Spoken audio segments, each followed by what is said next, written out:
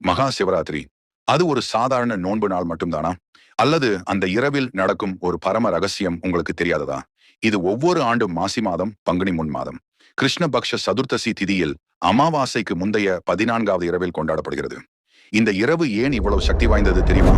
ஒன்று, லிங்கோத்பவம், முடிவும் ஆரம்பமும் இல்லாத சிவன் ஒரு நாள் பிரம்மா மற்றும் விஷ்ணு யார் பெரியவர் என்று வாதிட்டார்கள். அப்போது திடீரென ஒரு அளவற்ற தீப்பொன் தூண் ஜோதிர்லிங்கம் தோன்றியது. விஷ்ணு பன்றி வடிவில் கீழே சென்று அடியை தேடினார்.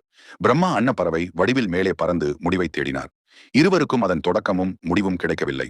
அந்த முடிவில்லா ஒளி வடிவமே சிவபெருமான். இதன் அர்த்தம் சிவன் ஆரம்பமும் முடிவும் இல்லாத பரம்பொருள். 2, சிவன் பார்வதி திருக்கல்யாணம். பார்வதி தேவி கடும் தவம் செய்து சிவபெருமானை மணந்தார். அந்த திருக்கல்யாணம் நடைபெற்ற இரவே மகா சிவராத்திரி என்று கூறப்படுகிறது. அதனால் திருமணம் தாமதம் உள்ளவர்கள் இந்த நாளில் பிரார்த்தனை செய்கிறார்கள். 3, சமுத்திரமந்தனம். நீலகண்டர் ஹாலாஹல விஷம் உலகையே அழிக்க வந்தபோது சிவபெருமான் அதை அருந்தினார்.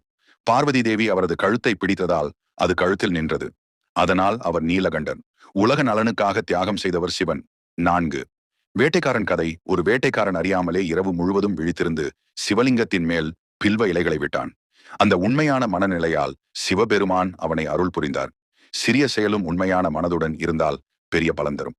மகா சிவராத்திரி பலன்கள்: பாப நிவர்த்தி, மன அமைதி, குடும்ப ஒற்றுமை, திருமண தடை நீக்கம், தொழில் முன்னேற்றம், கர்ம வினை குறைவு, ஆன்மீக வளர்ச்சி. 4, கால பூஜை நேரங்கள்.